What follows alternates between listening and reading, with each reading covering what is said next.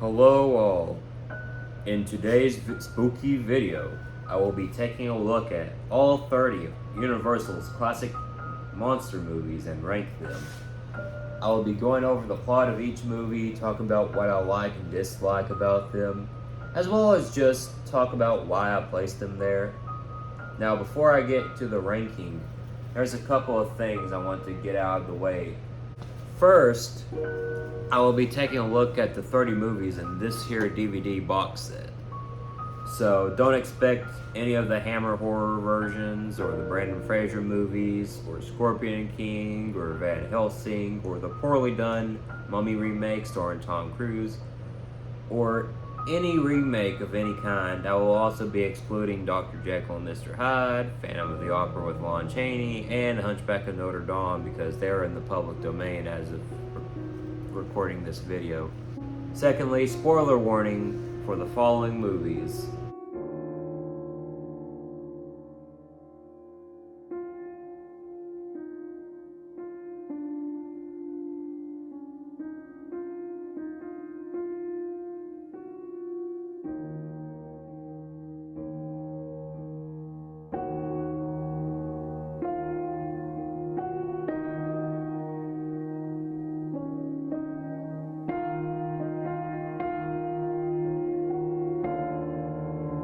With that out of the way, let's get to the rankings.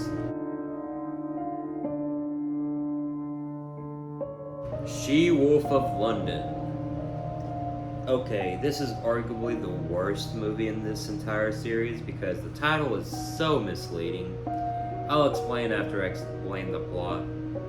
The film is set in London in the early 20th century where a series of murders have recently occurred. An aunt then tells an innocent young lady that the blood of a werewolf runs in her family and that she is responsible for the deaths. The woman then immediately ends her engagement, leading to her partner to begin investigating the strange case on his own. June Lockhart's character thinks she is turning into a werewolf and killing people in London Park, but she's not, and they made a werewolf movie without an actual werewolf, which is why it deserves to be number 30 on this ranking.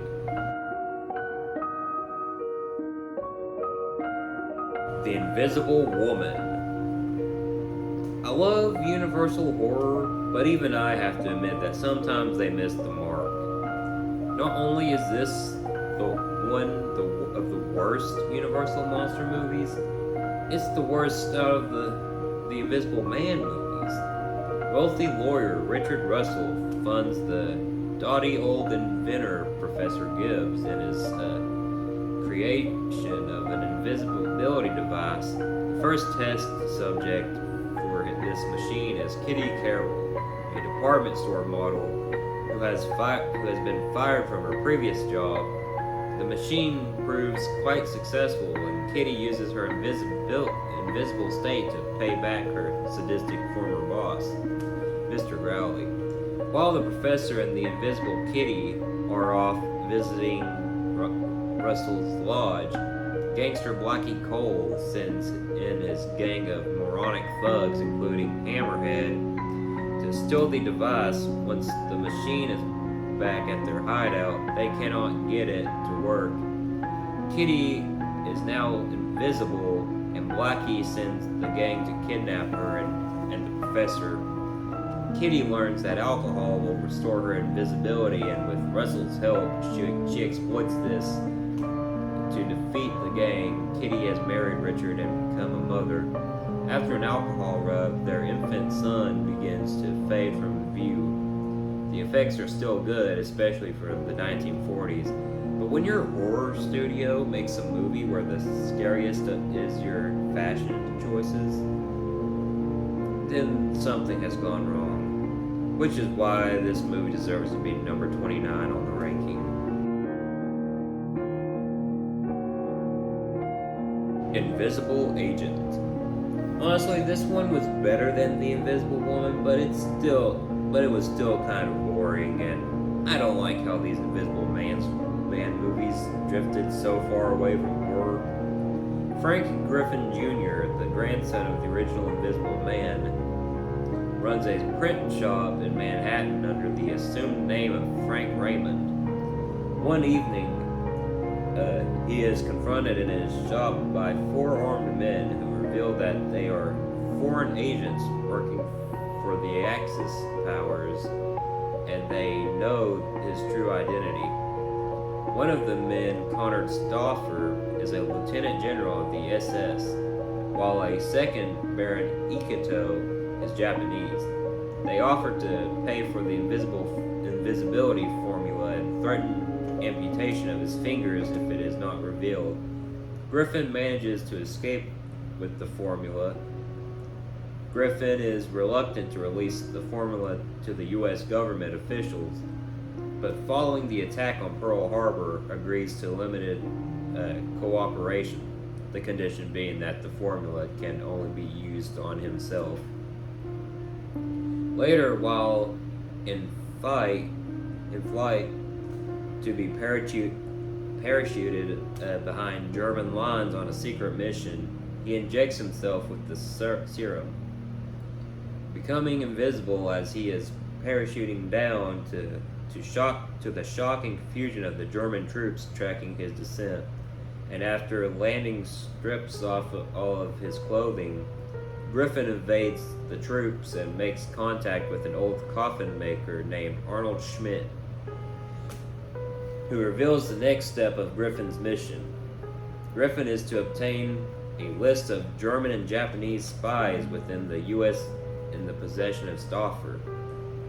Griffin is aided in his task by Maria Sorensen, a German espionage agent and the love interest of both Stauffer and Stauffer's well-connected second-in-command, Gestapo, standard for Karl Heiser.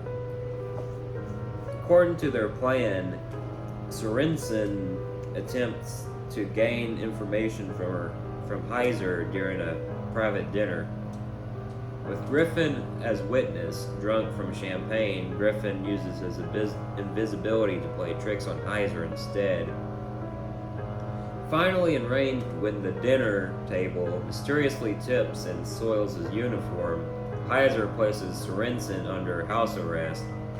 Later, an apologetic Griffin demonstrates his existence to Sorensen by putting it on a robe and smearing facial cream on his features. The two are attracted to each other. Konrad Stauffer returns from his efforts in the United States and tries to manage his shifting alliances with Karl Heiser, Maria Sorensen, and Baron Iketo. When he learns of Heiser's disastrous romantic dinner with Sorensen, Stauffer has Karl arrested and baits a trap for Griffin, whom he comes to suspect has made a contact with Maria. Despite walking into Stauffer's trap, Griffin manages to obtain the list of agents and start a fire to cover his escape.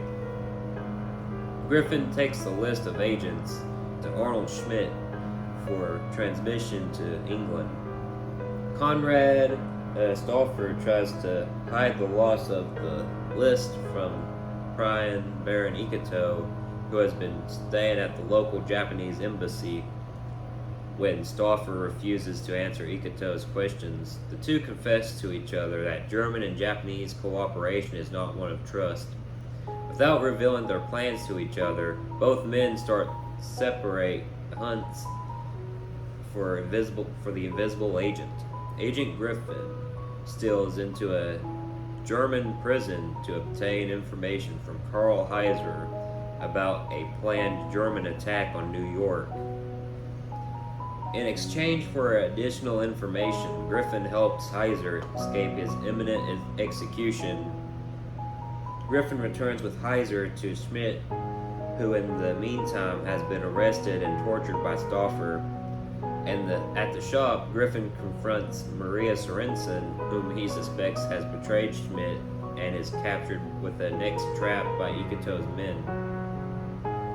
Heiser escapes detection and attempts to save his life and career by phoning in Iketo's activities to Stauffer Griffin and Sorensen are taken to the Japanese embassy, but manage to escape during the mayhem that ensues when Stauffer's men arrive for their joint failure to safeguard the list of Axis agents. Ikuto kills Stauffer and then performs seppuku ritual. I don't know if I can really say that word. Ritual suicide as Heiser watches from the shadows.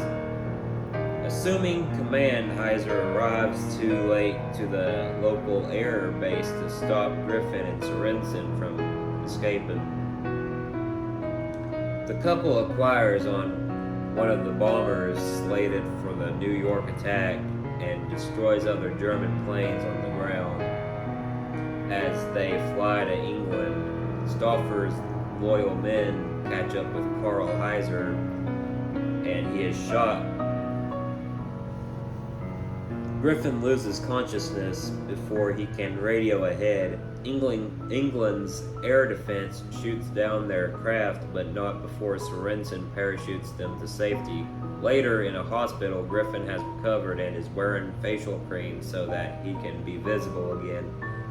Sorensen appears with Griffin's American handler, who vouches for Sorensen that she has been Allied double agent all along. Sorensen is left alone with Griffin. Griffin reveals that he is actually visible under the facial cream, and they kiss. Sorensen happily accepts the challenge of discovering how Griffin regained his visibility. As you can tell, World War II was in full swing when this movie was made, and Universal wanted to turn their Invisible Man franchise into a spy thriller. The effects are still impressive, especially for 1942, but the horror elements are completely gone. It's like they had this great horror concept in mind, but the studio wanted to make a movie where a guy's like Captain America, but he's invisible.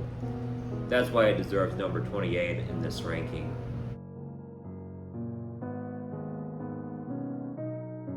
The Mummy's Curse.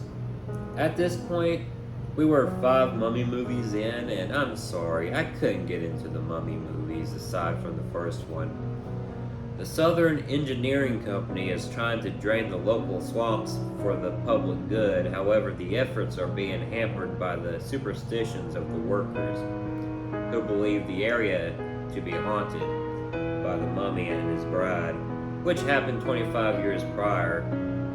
2 representatives of the Scripps Museum, Dr. James Halsey and Dr. Ilzor Zanab, arrive on the scene and present their credentials to the head of the project, Pat Walsh. They have come to search for the missing mummies buried in the swamp years earlier. Their conversation is interrupted by the news that a workman has been murdered in the swamps. Evidence at the scene convinces Halsey that the murderer has found the mummy of Karis. Later that evening, Zondov sneaks into the swamp and meets Ragab.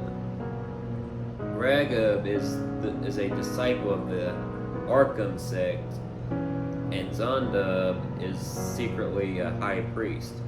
The follower killed the worker that unearthed Karis and has taken the immobile monster to a deserted monastery. Zondov explains the legend of Karis and Ananka to Ragab as he brews the tana leaves, giving instructions on their use. The old sacristan of the monastery intrudes on their ritual and is promptly executed by a risen Karis. Meanwhile, the mummy of Ananka rises from the swamp after being partially uncovered by a bulldozer during the excavation. She immerses herself in a pond and the mud is washed away, revealing an attractive young woman. Cajun Joe finds the girl wandering listlessly in the swamps, calling out the name of Karis. He takes her to Berth, the owner of the local pub, who aids the girl later. Later, Karis finds her there and murders Berth. As Ananka flees into the night, Ananka is soon found lying unconscious. Beside the road, Halsey and Betty Walsh, the niece of Pat Walsh, while in their care, and although apparently suffering from amnesia, the girl displays an incredible knowledge of ancient Egypt. Her stay at Halsey's camp is again interrupted by the appearance of Karis, and the kindly physician Dr. Cooper is killed. She again takes flight, and Halsey and the others go in search of her, fleeing the monster after he attacks and kills Cajun Joe. She comes to Betty's tent seeking refuge. However, Karis is not far behind. He enters the tent and whisks away his princess. Leaving the horrified Betty unhurt, Betty asks Ragab for his help in finding Dr. Halsey. The treacherous disciple has other ideas and takes her to the monastery instead. Zendab, having already administered the Tana fluid to the young Ananka, is angered to find Ragab making advances on Betty. He orders her death, but Ragab kills him instead. Halsey arrives, tracking them from the camp after finding Betty's tent destroyed. A struggle ensues between Ragab and Halsey until Karis intervenes. The creature, sensing Ragab's betrayal, advances on his former ally. Locking himself inside a cell-like room, Ragab is powerless to do anything but watch as Karis brings down the wall on the two of them. Halsey, Betty, and the rest of the mummified remains of Ananka in the adjoining room. The swamp setting does add some atmosphere. There's also the terrifying scene where the princess rises from the mud, but that's where my positives end, and that's why it deserves to be number 27 on this ranking. The Mummy's Ghost. I'll admit that The Mummy isn't really my favorite out of the classic monsters. And I'll also admit, when I was going through these movies, that I was just ready to get the Mummy movies done with. And the aging high priest of Arkham has summoned Yusuf Bey to the temple of Arkham to pass on the duties of high priest.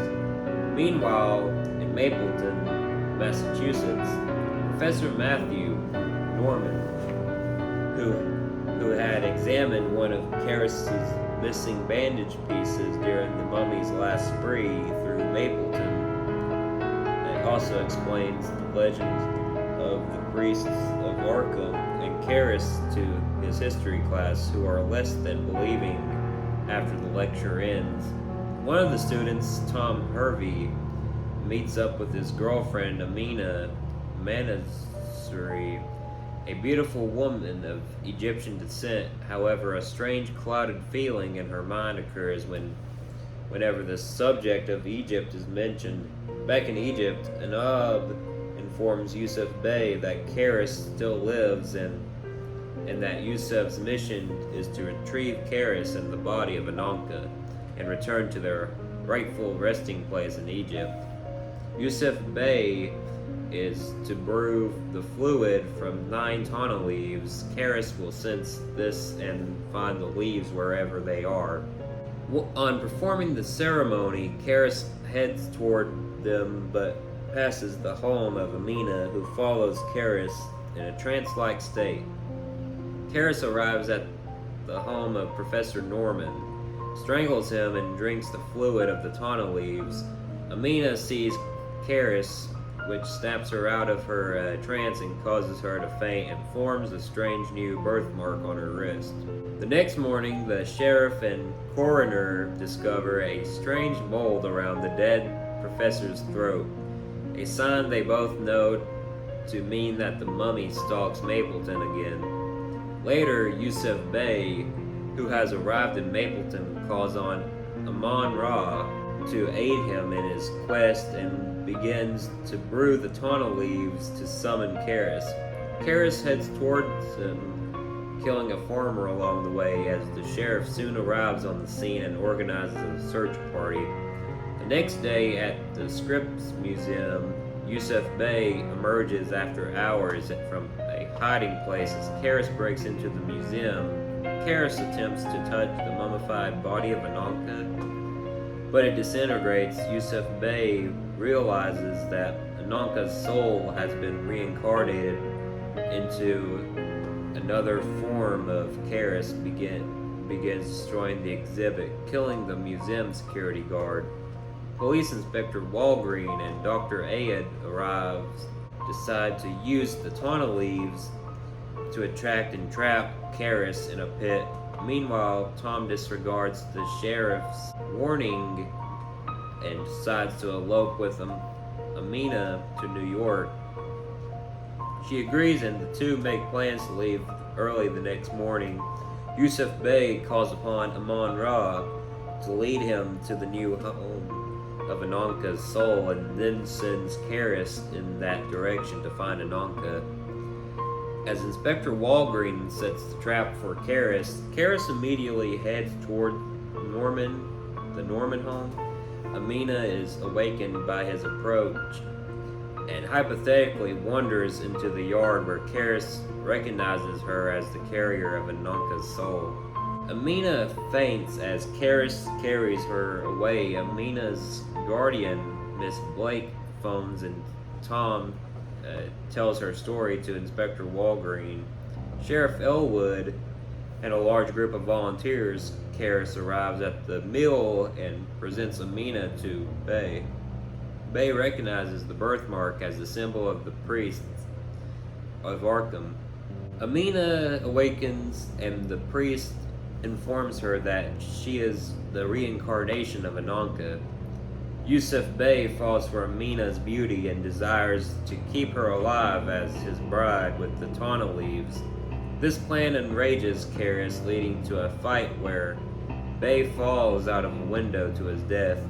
Tom enters and after failing to stop Karis, finds him leaving with Amina. A mob pursues Karis into a swamp where both he and the rapidly aging Amina sink. Though I will admit that the ending is pretty dark, especially for a fourth entry where the monster actually ends up winning in the end, which is why this movie deserves to be number 26 on this ranking.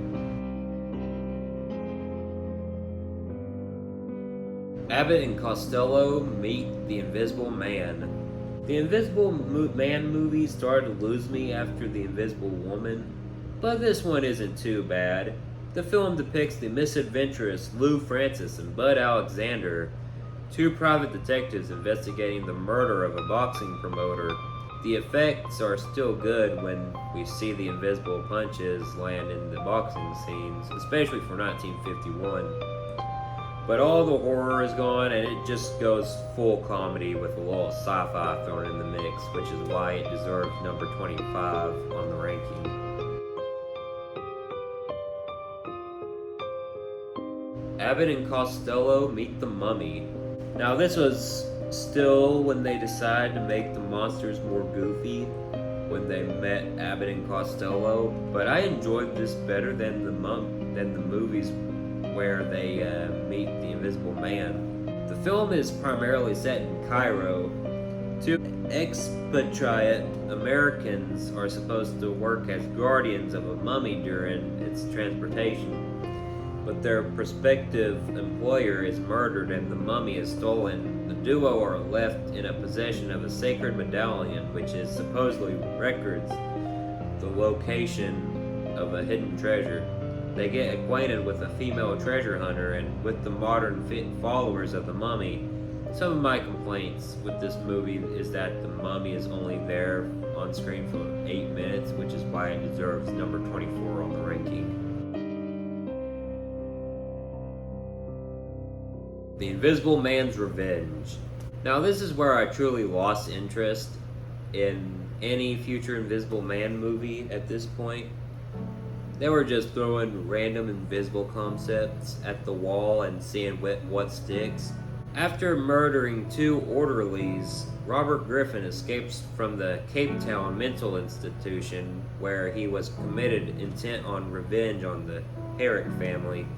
One night, Sir Jasper Herrick and his wife, Lady Irene, engage in inspecting the new boyfriend of their daughter Julie, journalist Mark Foster.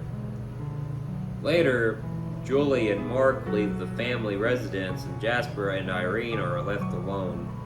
That is when Robert decides to pay the couple a visit. He enters the residence and accuses them of leaving him to die out injured in Africa when they were on a safari together. The couple defend themselves, claiming they were told that he was dead and not injured, but Robert does not believe them.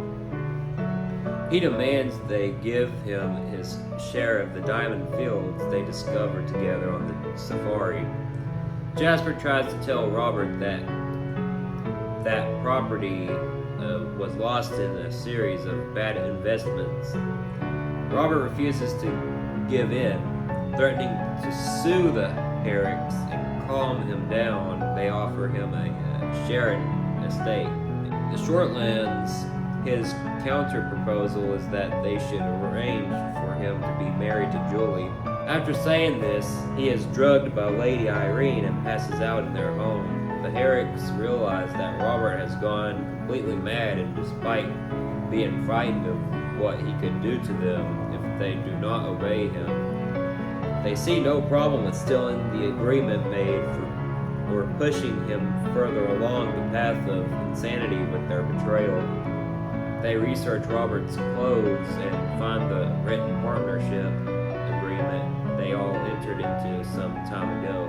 Taking the paper, they next throw Robert out of their house. Robert nearly drowns where he lies unconscious, but is saved by Herbert Higgins, a local Cockney cobbler. Herbert decides to use the information he gets from Robert to blackmail the Herricks. He is unsuccessful as Jasper calls on Chief Constable Sir Frederick Travers. The Chief Constable declares Robert's claims as void and orders him to leave his jurisdiction. Robert leaves for London, but on his way he happens to come by the home of shady scientist Dr. Peter Drury. Drury is eager to find a suitable subject to test his new experimental formula on. A formula for invisibility. Robert asks that the doctor try it on him, and he agrees, not knowing that Robert wants to use this to get his revenge. Robert forces Jasper to sign over their entire estate to him. He also finds time to help his savior, Herbert, win a game of darts at an inn. Jasper secretly agrees to give his daughter's hand in marriage to Robert. If he ever regains his visibility, Robert goes back to Drury's laboratory and witness how the doctor restores visibility to his dog Brutus by giving him a blood transfusion. Robert knocks Drury unconscious before performing a transfusion on himself using the doctor's blood. The transfusions result in Drury's death, and to avoid capture, Robert sets the laboratory on fire and takes off just before the police arrive. Robert changes his identity to Martin Field and moves in with the Herricks at the estate which he is now owner of. When Herbert finds out about Robert's return, he makes a futile attempt to blackmail him too, and out of pity and perhaps thankfulness, Robert pays the man £1,000 to get rid of him. Robert has one condition for paying the money: that Herbert kills Brutus, who has followed Robert back to the estate after the fire.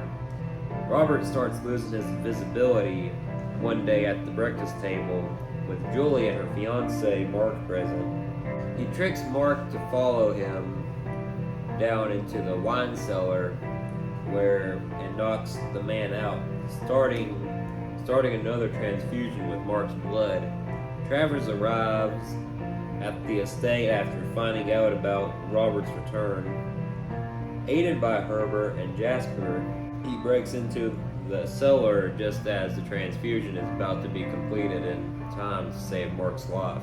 Robert is then attacked by Brutus and killed. The effects are still solid, and Universal never lost their touch there. But when your Invisible Man movie feels like it could have worked just as well with a visible protagonist, something is missing other than the main character, which is why this movie deserves to be number 23 on the ranking.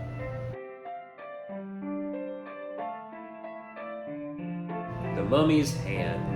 I'll admit that The Mummy is my least favorite Universal monster again. But this is where the Mummy movies start to lose me a little bit, mainly because it was rebooted and we don't have Boris Karloff's Imhotep, who was replaced with a new mummy named Charis.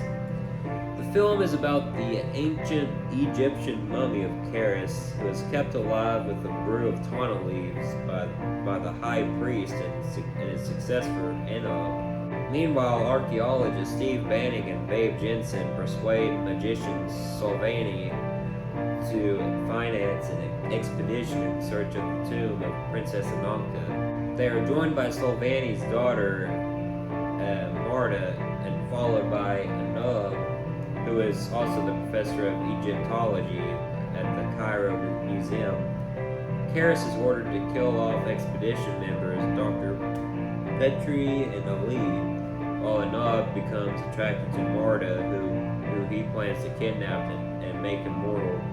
Our new mummy is played by Tom Taylor, who's got the physical presence like how Karloff had, but lacks the tragic romantic quality that made Karloff's portrayal just so compelling. It does have some decent tomb exploration scenes. There's a nice pulp adventure feel to it, like it's Indiana Jones's creeper cousin.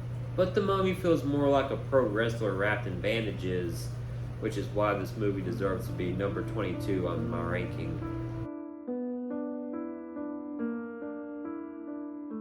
The Mummy's Tomb. Now I like this one more than The Mummy's Hand, but still not more than Karloff's Mummy. But at least we have Lon Chaney donning the bandages. Taking place 30 years after the events of The Mummy's Hand, where Anub has survived and plans revenge on Stephen Banning and his entire family in Mapleton, Massachusetts. With the help of the high priest Mem Bay, Anub and the mummy Charis, Bay takes up a job as a caretaker of a graveyard. At the first full moon, the mummy is fed tana leaves, which allow him to break into the Banning residence and kill the now elderly Stephen. Banning's son then seeks assistance from Babe Hansen, one of the members of the original Banning expedition to Egypt, to Anub and Charis. The movie still nails that Universal horror atmosphere, lots of fog, tons of shadows, and creepy graveyards, which is why this movie deserves to be number 21 on the ranking.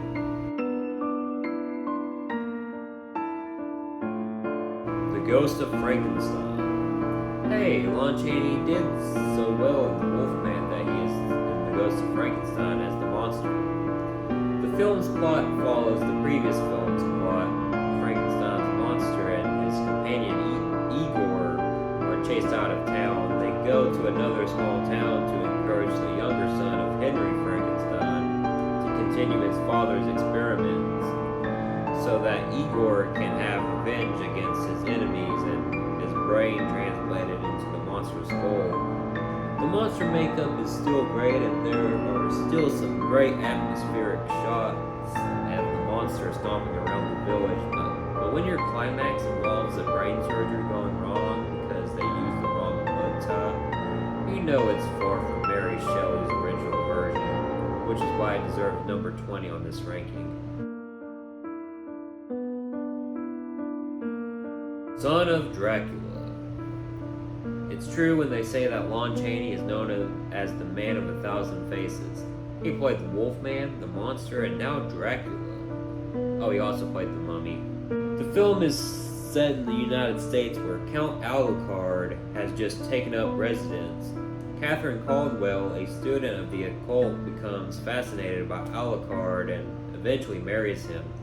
Catherine begins to look and act strangely, leading her former romantic partner, Frank Stanley, to suspect that something has happened to her. He gets help from Dr. Brewster and psychologist Laszlo, who come to the conclusion that Alucard is a vampire. Lon Chaney was great at playing sympathetic monsters, but Dracula needs that otherworldly elegance that Lugosi just nails. There are still great effects. I like the effects with the transformation scenes with man to bat to mist. They were surprisingly convincing for 1943. The Louisiana setting brings this interesting goth swamp vibe. There's also clever stuff where the Count hides his identity by just having his name spelled backwards, being Alucard, not to be confused with the Castlevania character of the same name, which is why this movie deserves to be number 19 on the ranking.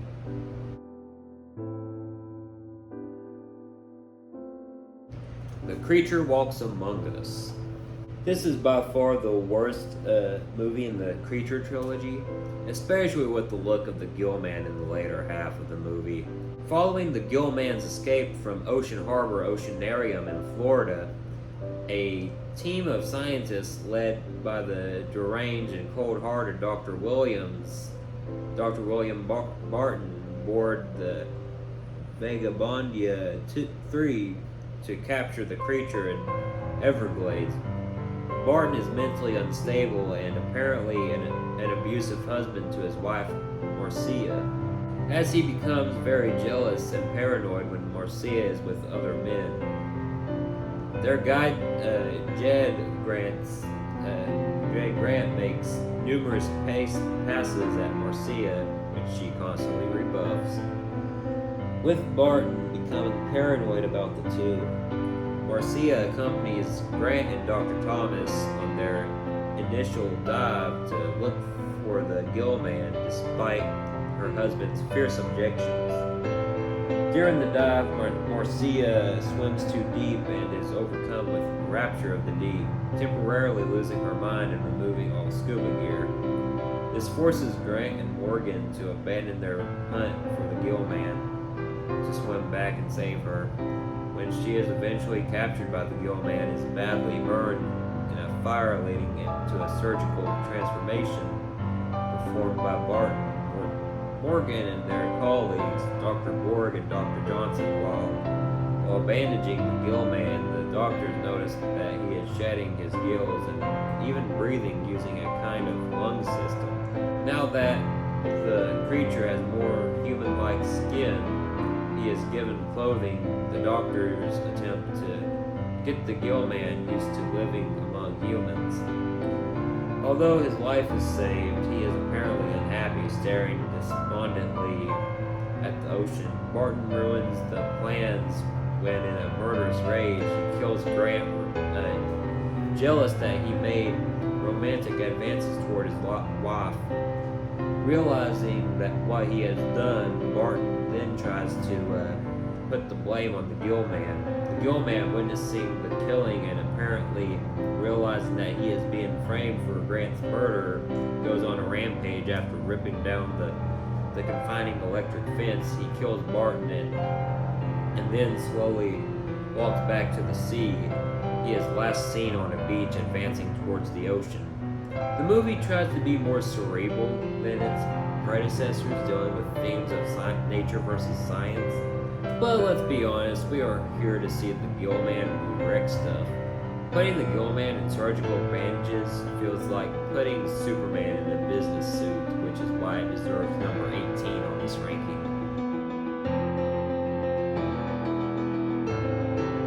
Revenge of the Creature. So this is the first sequel to Creature from the Black Lagoon, and I say it's a decent sequel.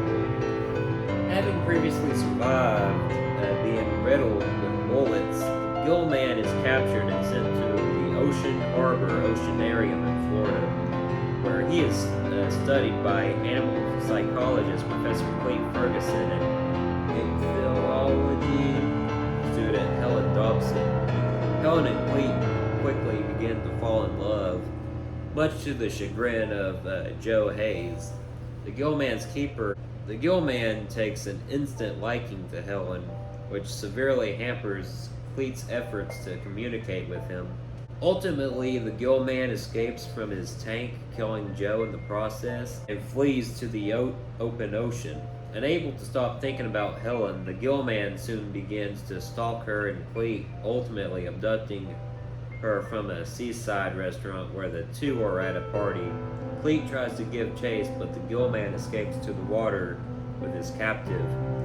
Cleet and police arrive just in time, and when the preacher surfaces, police shoot him as Cleet saves Helen.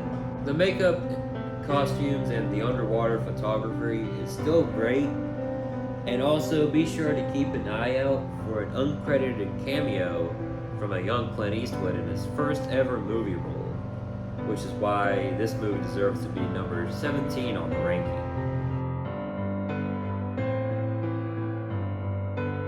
House of Dracula. So this is the second time where Dracula, the monster, and the Wolfman would cross over, and I don't think it really hit the same as the first time. The film is set at the castle home of Dr. Franz Edelman, who is visited first by Count Dracula and later by Larry Talbot, the Wolfman, who are trying to cure the vampirism and lycanthropy respectively. Talbot is eventually cured, which leads him to discover the body of Frankenstein's monster in a cave below the base of the castle. Edelman takes the monster's body back to his laboratory, but finds Count Dracula has awakened and by attacking his assistants, he captures Edelman and forces a reverse blood transfusion, which gives Edelman a split personality and makes him a killer. I honestly don't think it hits the same as the first mainly because the monsters didn't really interact a whole lot. But when we do see the monsters interact, it is cool, which is why it deserves to be number 16 on the ranking. Werewolf of London. Before we had Lon Chaney playing the Wolfman, we had this movie that didn't really interest me at first because it wasn't the Wolfman. Wilfred Glendon, a wealthy and world-renowned English botanist, journeys to Tibet in search of the extremely rare plant Marifsa lumina lupina, which is rumored to be nourished by the moon. While there, he is attacked and bitten by a feral humanoid creature, but he succeeds in acquiring a specimen of Marifsa. He constructs a lamp that simulates moonlight in his London laboratory and waits for the plant to bloom at a party. Wilfred is approached by fellow botanist Dr. Yogami, who claims they met briefly in Tibet, where he also was seeking the Marifsa.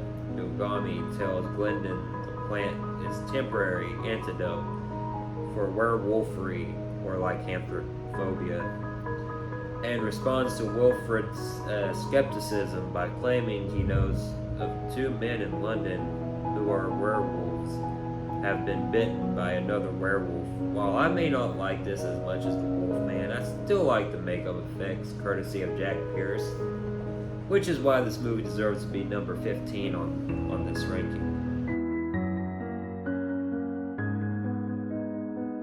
The Invisible Man Returns. This is the first sequel for The Invisible Man, but also Vincent Price's first big role in a horror movie. The film is about Sir Geoffrey Radcliffe, who is condemned for a murder he did not commit, which leads him to begging Dr. Frank Griffin to inject him with the invisibility serum, despite Griffin's warning that the serum will drive him mad. Vincent Price's voice was just made for the role of the Invisible Man slowly going insane. I love how the story is about a wrongly accused man who uses invisibility to clear his name. In some scenes, the practical effects are even better than they were in the original. film balances out suspense with Price's theatrical flair. When he starts taunting his enemies while invisible, you can hear him enjoying himself, maybe a little too much, and that's why this movie deserves to be number 14 on my ranking.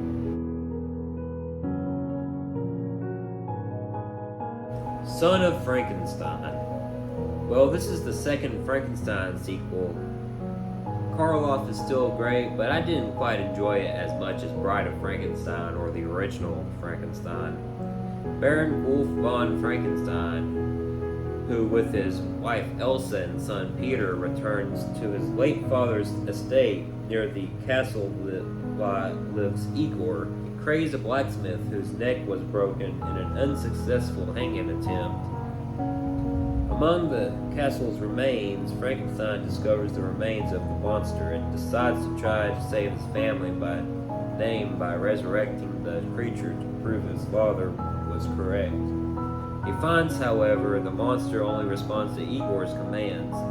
I loved how Bela Lugosi portrayed Igor, one of horror's most iconic supporting characters, with a broken neck that didn't kill, and a weird friendship with the monster. Also, one thing worth pointing out is that this is the last time we see Boris Karloff don the neck bolts. But he doesn't waste a single moment, and that's why it deserves to be number 13 on this ranking.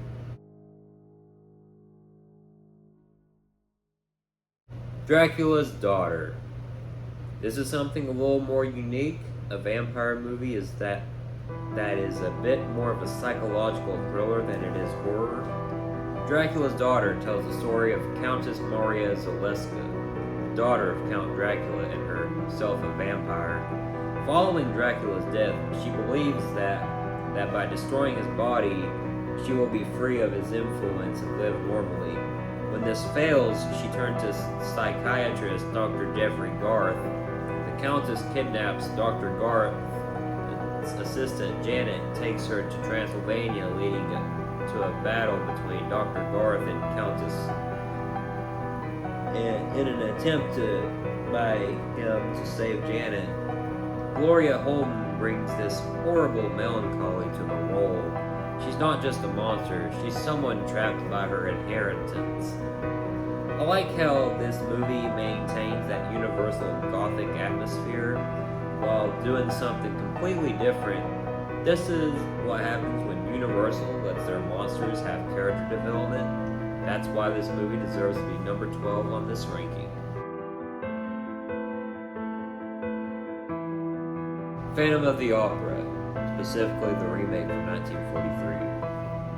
Now I made it clear that I wouldn't be talking about the original Phantom of the Opera with Lon Chaney, mainly because that movie is in the public domain, and also it wasn't in this box set.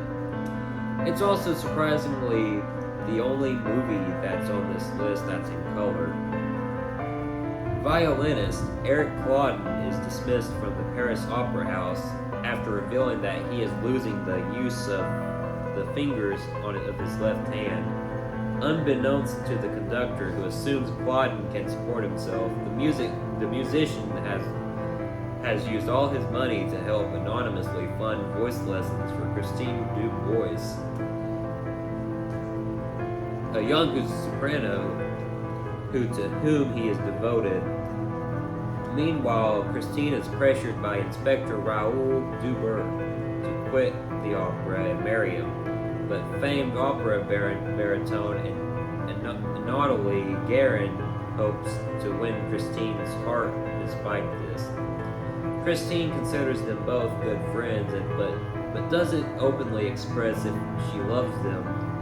In a desperate attempt to earn money, Claudin submits a piano concerto he was written for publication.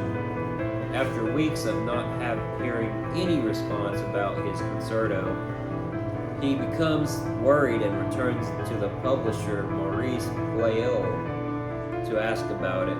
Pleyel rudely tells him to leave. Claudin hears his concerto being played in the office and is convinced that Pleyel is trying to steal it. Unbeknownst to him, a visiting Franz Liszt had been planning endorsing Concerto. Enraged, Claudine strangles Pleyel. Georgette, the publisher's assistant, throws etching acid in Claudine's face, horribly scarring him forever. Now wanted for murder, Claudine flees into the sewers of the opera and covers his disfigurement with a prop mask stolen from the opera house, thus becoming the Phantom. During a performance of the opera Amour et Gloire, the Phantom drinks a glass of red wine, which prima donna Lyanna Crowley drinks, knocking her unconscious and asleep. The director puts Christine in her place, and she dazzles the audience with her singing. Bianca Rowley, who suspects that Garin and Christine are responsible for drugging her, orders Raoul to arrest them. But he says that he cannot because there is no evidence. Bianca Rowley says she will forget the affair only if Christine is replaced as understudy and her performance is not mentioned in the papers. The following night, the Phantom kills Bianca Rowley and her maid, and the opera is subsequently closed. After some time, the opera's owners receive a note demanding that Christine replace Bianca Rowley. To catch the Phantom, Raoul comes up with a plan not let Christine sing during a performance of the fictional Russian opera, The Masked Prince of Caucasus, to lure the Phantom out into the open. Garin plans to have Liz play Claudine's concerto after the performance, but the Phantom strangles one of Raoul's men and heads to the auditorium domed ceiling. He then brings down the large chandelier on the audience, causing chaos as the audience and the crew flee. The Phantom takes Christine down underground. He tells Christine that he loves her and she will now sing all she wants, but only for him. Raoul and Anatoly and the police begin pursuing them underground just as the Phantom and Christine arrive in his lair. They hear Liz and the orchestra playing Claudine's concerto. The Phantom plays along with the melody on his piano orchestra. Christine watches, realizing the concerto was written around the melody of a lullaby she has known since childhood. Raoul and Anatoly hear the Phantom playing and follow the sound. Overjoyed, the Phantom urges Christine to sing, which she does. While the Phantom is distracted by the music, Christine sneaks up and pulls off his mask, revealing his disfigured face. At that same moment, Raoul and Anatoly break in. Claudine grabs a sword to fight them with. Raoul fires his gun at Claudine, but Anatoly knocks Raoul's arm, and the shot hits the ceiling, causing a cave-in. Anatoly and Raoul escape with Christine, while Claudine is seemingly crushed to death by the falling rocks. Later, Anatoly and Raoul demand that Christine choose one of them. She surprises them by choosing to marry neither one of them, instead choosing to pursue her singing career inspired by Claudine's devotion to her future. Anatoly and Raoul later go to dinner together. This isn't really top tier when it comes to most people's rankings of these movies, but Claudine Rains brings something special to the Phantom. Instead of Lon Chaney's horror show, Rains gives us a sympathetic monster whose real deformity might be in his soul. The color photography is gorgeous with the red and the black in the opera house. Just pops like a dream. The unmasking scene may not be as shocking as Chaney's, but it's got its own psychological horror. Also, the music actually matters in this version. When the Phantom sabotages the performances, you will understand why, because the replacement genuinely sounds terrible. It's like watching the most violent music critic at work. The underground lake scenes are gorgeous, and the chandelier scene still works. This is actually a really good remake, which is why it deserves to be number 11 on this ranking.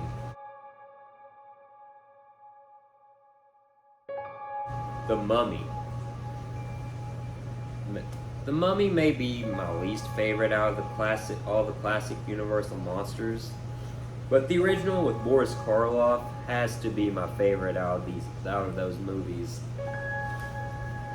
In the film, Karloff stars as Imhotep, an ancient Egyptian mummy who was killed for attempting to resurrect his dead lover, Ankh-es-en-Amon, as a modern Egyptian named Ardith Bey, and searches for Ankh-es-en-Amon, hopefully I'm pronouncing that right, who he believes has been reincarnated in the modern world.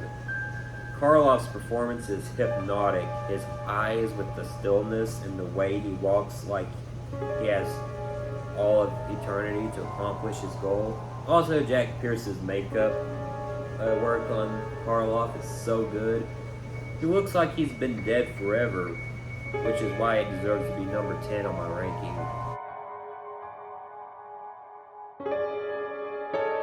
Frankenstein meets the Wolfman. Now this is what I'm talking about. This is the first time where two of Universal's scariest monsters met face to face and fought each other. The film involves Larry Talbot, who is resurrected when his tomb is disturbed. His search for a way to end his seemingly immortality leads to his befriending of Frankenstein's monster. Bela Lugosi plays the monster, which is kind of ironic because he actually turned down the role of the monster in the original Frankenstein. But when we get to the actual fight between the monster and the Wolfman, it's like watching the world's most tragic WWE match. The Wolfman segments are actually pretty haunting, and Larry's desperation to die gives this movie a dark psychological edge. There's something weirdly poetic about these two cursed beings finding each other. It's like a buddy movie where both buddies want to die, which is why it deserves to be number 9 on this ranking.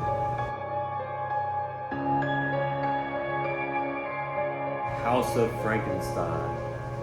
Now this is the true big event. Dracula, the monster, and the Wolfman all in one movie. Years before 2004's Van Helsing would do it. For trying to replicate Dr. Frankenstein's experiments, Dr. Gustav Niemann is put in prison, where he meets another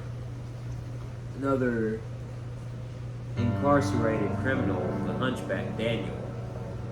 Promising to create a new beautiful body for Daniel, Niemann convinces him to become his assistant. During an earthquake, the two escape. Niemann and Daniel stumble upon traveling showman, Professor Lampini, murder him and take over his horror exhibit, which includes the recovered corpse of Count Dracula. To exact revenge on Burgomaster Hussman for putting him in prison, Niemann revives Dracula. Dracula hypnotizes Hussman's granddaughter-in-law, Rita, and kills the Burgomaster. Hussman's grandson notices what is going on and alerts the police, who go after Dracula. Waiting in a nearby carriage, Niemann notices it is Dracula whom the police are after, and jettisons Dracula coffin to flee with Daniel.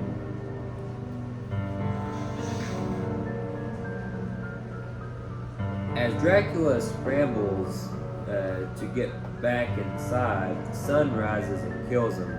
Niemann and Daniel travel to the flooded ruins of Castle Frankenstein in Visaria en route Daniel saves a Romani woman named Ianka, whatever her name is, from being whipped by her companion over an argument about money spent by Ianka. Daniel convinces her to join them in their travels. At the castle, they find the bodies of Frankenstein's monster and Larry Talbot preserved in the frozen cavern beneath the castle. Nyman thaws their bodies and Talbot turns back into human form. Nyman promises to cure his werewolf curse by transferring his brain into a different body if Talbot leads them to Frankenstein's notes. Seeing Ianka has fallen in love with Talbot, Daniel suggests Nyman transfer his brain into Talbot's vacated body. Talbot finds the notes, but Nyman is more interested in reviving the monster and exacting revenge on two traitorous former associates than keeping his promises to Talbot and Daniel. Aided by Daniel, Nyman kidnaps his former associates and plans to transfer their brains into the monster's bodies, cursing them to live the tragic lives of the creatures. That night, Talbot transforms into a werewolf and kills a man, sending the villagers into a panic. Daniel warns Ianka that Talbot is a werewolf, but she is undeterred. Not trusting Nyman to cure him, Talbot instructs her to build silver bullets, load them into a gun, and wait at night near his bedroom. That night, Nyman revives the monster, and Talbot turns into a werewolf. The Wolfman attacks and fatally wounds Ianka, who shoots and kills him before dying. Daniel blames Nyman for Ianka's death, reasoning that if he had transferred Daniel's brain as asked, then she would not have gotten involved with the werewolf, and attacks him. Having bonded with the man who revived him, the monster intervenes and throws Daniel out of the window. With Daniel dead, the monster carries the half-conscious Nyman outside, where the villagers chase them into the marshes. There, the monster and Nyman drawn in quicksand. Of course, he doesn't play the monster, but it is great to see that Boris Karloff has returned to the series, seeing that the last time we saw him in any of these movies was Son of Frankenstein. The movie doesn't really care about logic, and each monster has its very own mini-story, like a horror anthology where all the segments connect. But there is something wonderfully obsessive about it all, which is why it deserves to be number 8 on this ranking.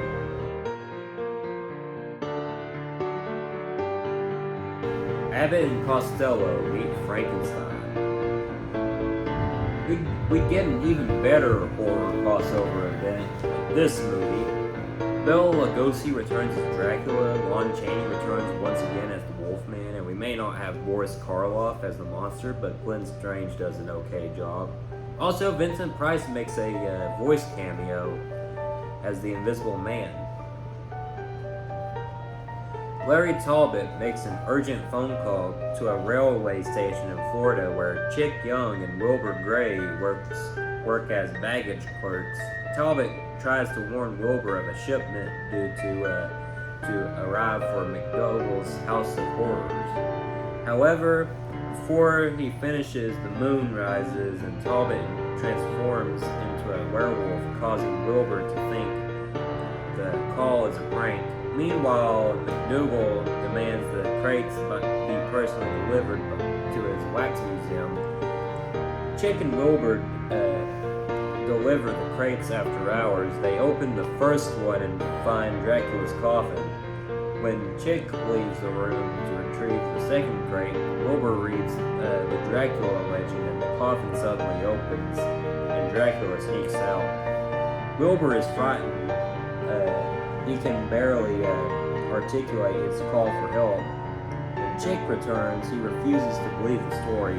The boys open the second crate, and Chick goes to greet McDougal. Dracula hypnotizes Wilbur, finds Frankenstein's monster in the second crate, and reanimates him. Both leave, and McDougal finds the crates empty and has Wilbur and Chick arrested. That night, Dr. Sandra Mornay welcomes Dracula and the monster to her island castle. Sandra has seduced Wilbur as part of Dracula's plan to give the monster a more obedient brain. Meanwhile, Wilbur and Chick are bailed out of jail by Joan Raymond, an undercover insurance investigator who feigns love for Wilbur. Hoping to gain information, Wilbur invites Joan to a masquerade ball that evening. Talbot takes the apartment across the hall from Wilbur, and Chick asks them to help him find and destroy Dracula and the monster. Wilbur agrees, but Chick remains skeptical. Wilbur, Chick, and Joan go to Sandra's castle to pick her up for the ball. Wilbur answers a telephone call from Talbot, who informs them that they are in fact in the house of Dracula. Wilbur reluctantly agrees to search the castle and soon stumbles upon a basement staircase where he has a few close encounters with the monster. Meanwhile, Joan discovers Dr. Frankenstein's notebook in Sandra's desk. Sandra finds an insurance investigator ID in Joan's purse. Dracula, under the alias of Dr. Lejos, introduces himself to Joan and the boys. Also working at the castle and attending the ball as is the naive Professor Stevens, who questions some of the specialized equipment that has arrived. After Wilbur says that he was in the basement, Sandra feigns a headache and tells the others to attend the ball without her. In private, Sandra admits to Dracula that she feels they are not safe to conduct the experiment. Dracula then turns her into a vampire. At the masquerade ball, Talbot accuses Lejos of being Dracula, but no one takes him seriously. Joan soon disappears. Sandra lures Wilbur into the woods and attempts to bite him, but fails. While looking for Joan, Talbot becomes the Wolfman and attacks McDougal. Since Chick's costume is a wolf, McDougal accuses Chick, who escapes and witnesses Dracula hypnotizing Wilbur. Chick is also hypnotized and rendered helpless, while Dracula and Sandra bring Wilbur, Stevens, and Joan back to the castle. The next morning, Chick and Talbot meet up in the bayou and set out to rescue Wilbur and Joan. Wilbur is quickly freed, but Dracula uses hypnotism to call him back. As Sandra prepares to cut into Wilbur's brain, Talbot and Chick burst in. Chick knocks out Sandra with a chair, and Talbot tries to release Wilbur but turns into the Wolfman again. Frankenstein's monster breaks free of his bonds, and Sandra tries to control him, but he throws her out the window. After a chase through the house between Chick, Wilbur, and the monster, and a face-off between Dracula and Wolfman, Dracula transforms into a bat but is pounced on by the Wolfman, who drags the two of them to their deaths. Chick and Wilbur escape in boats, while Joan and Stevens set the pier ablaze while the monster is standing on it. He dies in the flames. Wilbur scolds Chick for his earlier skepticism, and Chick remarks they have nothing to fear now. The Invisible Man addresses them from the boat's stern, and they flee in terror. They were still able to pull off that universal atmosphere while adding in so much slapstick, the castle sets, the lighting, the makeup. It's all universal horror quality, which is why it deserves number 7 on the ranking. Creature from the Black Lagoon. So this is the last Universal monster to be introduced, and what a good way to go out on. The film's plot follows a group of scientists who encounter a Hessian amphibious humanoid in the waters of the Amazon. The creature, also known as the Gill-Man, the Gill-Man's design is absolutely perfect. It looks completely alien, but somehow still believable. The underwater photography is still stunning, especially the creepy sequence where the Gill-Man stalks Julia Adams.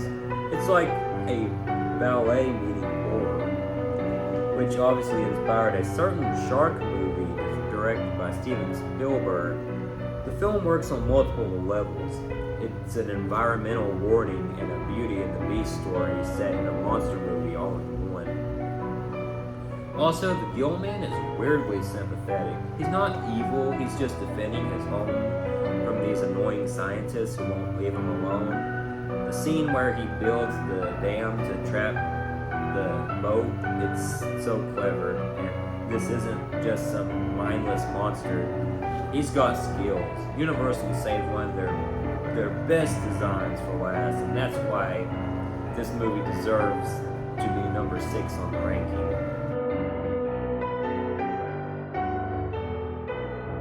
The Bride of Frankenstein. Now this has to be the best out of all the sequels that have come out in this franchise. Its plot follows a chastened Henry Frankenstein as he attempts to abandon his plans to create life, only to be tempted and finally blackmailed by his old mentor, Dr. Pretorius, along with threats from the monster into constructing a bride for the monster. This isn't just a sequel, it's a masterpiece that blends horror with dark comedy and a genuine pathos. Dr. Pretorius steals every scene he is in, while Karloff brings even more humanity to the monster. The scene where he learns to speak is kind of heartbreaking. That wasn't just monster dialogue, that's poetry. The bride, portrayed by Elsa Lanchester, is only on screen for a few minutes, but her hissing, rejecting, and horror at the monster is one of horror's most iconic moments. The hair they gave the bride alone deserves its place in horror history. Also, can't forget about the gothic sets and the incredible score. It's Universal horror at its artistic peak, proving that the monster movies can be legitimate art, and that's why it deserves to be number 5 on my ranking.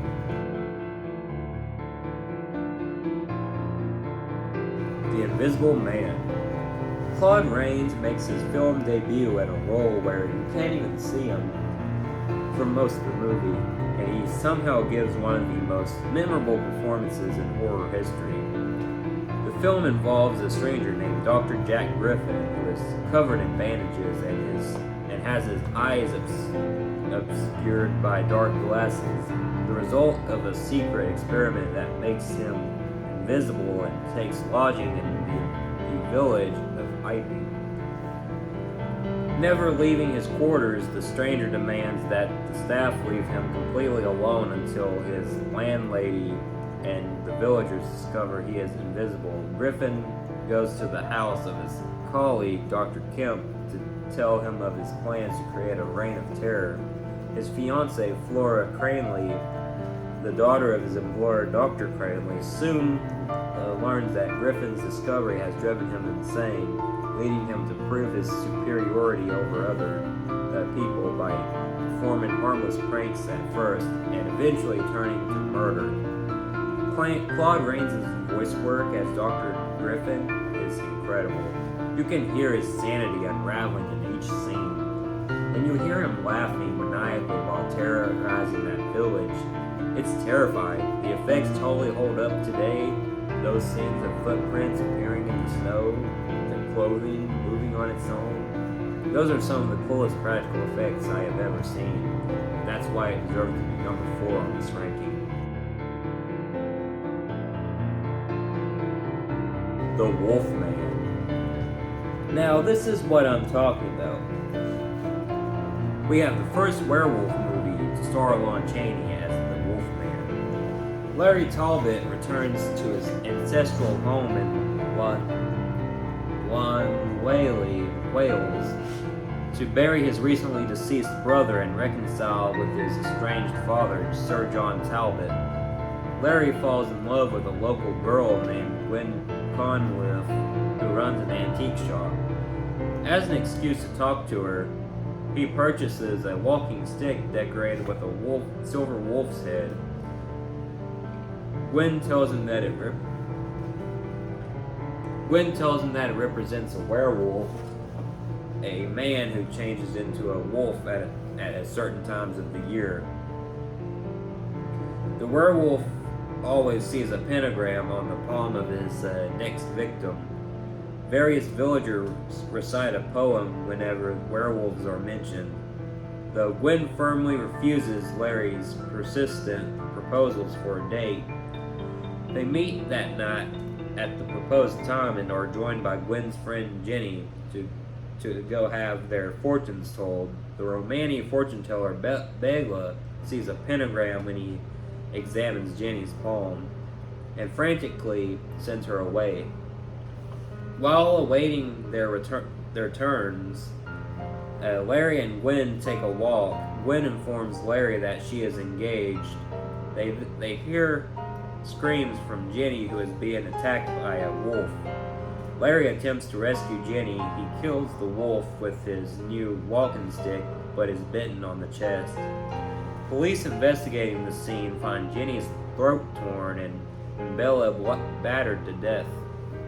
With Larry's walking stick clearly the murder weapon in the latter case, suspicion on Larry deepens when he cannot substantiate his story of fighting a wolf since his chest wound miraculously healed overnight.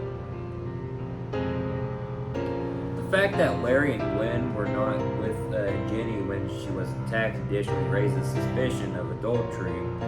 Though Gwen's fiancé Frank believes in their innocence, Larry and Gwen become local pariahs. Bela's mother, Maleva, reveals to Larry that the wolf which bit him was Bela in the form of a wolf. And Larry is now a werewolf too because he was bitten by one. Silver is the only thing that can kill a werewolf. Maleva gives him a charm to prevent transformation, uncertain whether or not to believe her. Instead, he gives the charm to Gwen for protection. Like Maleva warned, Larry transforms into a humanoid wolf hybrid on the following night and kills a villager. He returns to normal the next morning with no memory of his rampage. Authorities believe the killing to be the work of a wolf. They set traps and send out hunting parties. The next night, Larry turns into a werewolf and is caught in one of the traps. Maleva uses a spell to temporarily change him back into human form, allowing him to free himself before a hunting party finds him. Now convinced he is a werewolf, a distraught Larry decides to leave town when he says his goodbye to Gwen. He sees a pentagram on her palm, then tells his father he is a werewolf and kills Bela and the villager. But his father thinks Larry is delusional and ties him to a chair to prevent him from leaving and prove to him he is not a werewolf. When the moon rises, Larry transforms again, breaks free of his restraints, and attacks Gwen.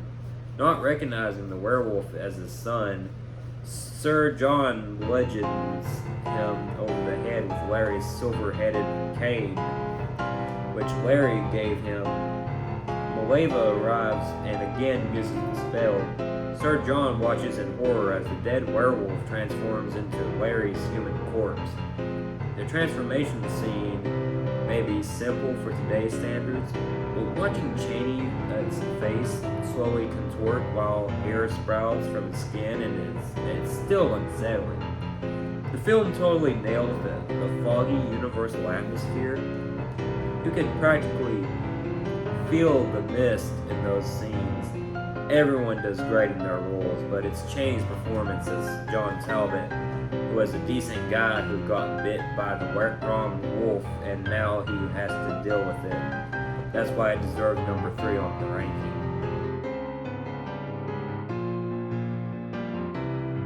Frankenstein. Now, this is where Gothic horror found its voice. Boris Karloff turns a monster into a tragic figure with his eyes and body language. Frankenstein stars Colin Clive as Henry Frankenstein, an obsessed scientist who digs up corpses with his assistant in order to assemble a living being from body parts, the resulting creature often known as Frankenstein's monster. Jack Pierce's makeup design for the monster in this movie is just perfect. James Wales' direction is revolutionary with those tilted angles and massive sets and that lighting-filled laboratory. Colin Clive just brings this real manic energy to the role of Henry Frankenstein, including the finale with the burning windmill, which is why I think this movie deserves to be number 2 on my ranking. Dracula. This by far has to be my favorite movie out of all the classic monster movies. It is the first movie in this series, and it is Dracula starring Bela Lugosi. Count Dracula, a vampire who immigrates from Transylvania to England and preys upon the blood of living victims, including a young man's fiancée. Bela Lugosi's accent and mannerisms didn't just define Dracula, it defined vampire mythology as a whole. Just love the atmospheric horror in Dracula's castle with all the cobwebs, the staircase. It's like a nightmare captured on film. And if it wasn't for Dracula, we wouldn't even have Universal horror as a whole. So that's why, in my eyes, it deserves my number 1 spot. And that is the ranking. Do you agree or disagree with this ranking? What's your favorite Universal monster movie, or just your favorite Universal monster? Have you visited Dark Universe and Epic Universe, or do you plan on going? Let me know all that good stuff in the comments, and tune in on Halloween, where I have one last video where I do an analysis on the Super Smash Bros. Ultimate Infection AU World in Dark. Be sure to like, comment, subscribe, hit the notification bell to be notified for new videos. Also be sure to follow me on Instagram and TikTok. As always, my name is Mac. Have a nice day and stay spooky out there. Woo! I see it, and now it's all within my reach.